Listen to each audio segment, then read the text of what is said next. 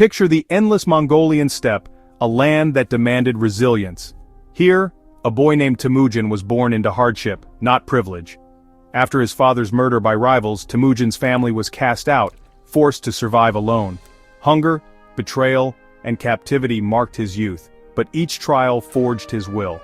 Even as a captive, Temüjin's spirit remained unbroken. He learned the harsh realities of a fractured world. He saw that Mongol disunity was their greatest weakness. Temüjin dreamed not just of survival, but of uniting the tribes into a single nation.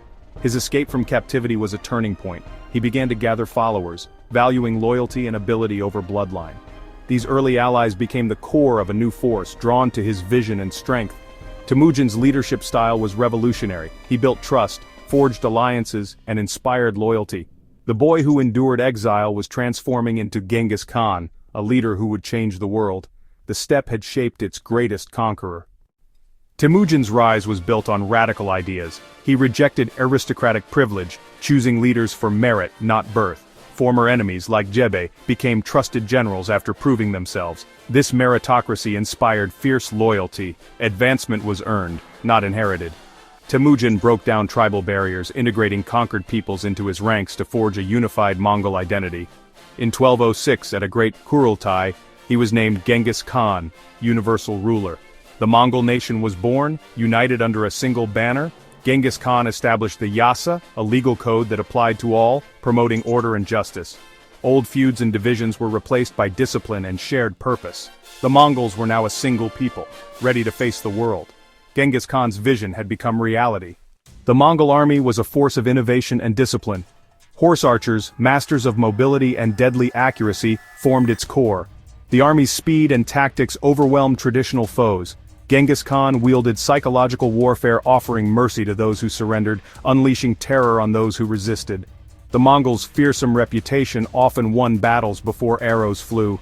Their signature tactic, the feigned retreat, lured enemies into traps and destruction. The army was organized by tens, hundreds, and thousands, ensuring tight control and unity. Harsh discipline fostered loyalty and cohesion. Adaptability was key. They learned siegecraft from conquered peoples, using new technologies to breach cities. This blend of innovation, terror, and discipline made the Mongol army nearly unstoppable. Genghis Khan's military genius reshaped the art of war. With the tribes united, Genghis Khan launched his campaigns outward. He first conquered the Xixia and then shattered the Jin dynasty, sacking Zhengdu, modern Beijing. Mongols adapted siege techniques, using engineers and new weapons to overcome fortified cities. A diplomatic insult from the Khwarezmian Empire unleashed Mongol fury across Central Asia. Cities like Samarkand and Bukhara fell, their destruction echoing across continents. The Mongol Empire soon dwarfed Rome, stretching from the Pacific to the Danube, over 9 million square miles. Genghis Khan's conquests connected east and west, controlling the Silk Road and the flow of goods and ideas. His strategy was not just conquest, but domination of trade and communication.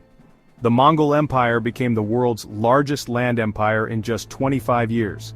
Genghis Khan's vision was global, not merely territorial. The world's map and its future were forever changed. The Mongol conquest ushered in the Pax Mongolica, a new era of stability. Genghis Khan's Yasa brought law and order, making travel safe across vast distances. The Yam relay system enabled rapid communication, binding the empire together. Merchants and envoys traveled freely, trade flourished, and the Silk Road thrived under Mongol protection. Goods, technologies, and ideas flowed between east and west as never before. Innovations like gunpowder and the compass reached Europe, transforming societies. Genghis Khan practiced religious tolerance, exempting clergy from taxes and welcoming all faiths.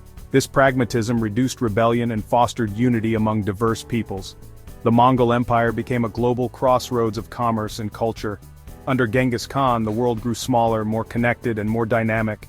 His rule laid the groundwork for a new era of global exchange.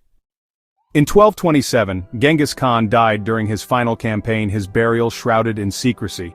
His death marked not an end, but the expansion of his legacy. His successors, like Ogedei and Kublai Khan, pushed the empire into Russia, the Middle East, and China. At its height, the Mongol Empire governed a fifth of humanity, connecting civilizations as never before. Genghis Khan is remembered for both brutality and vision.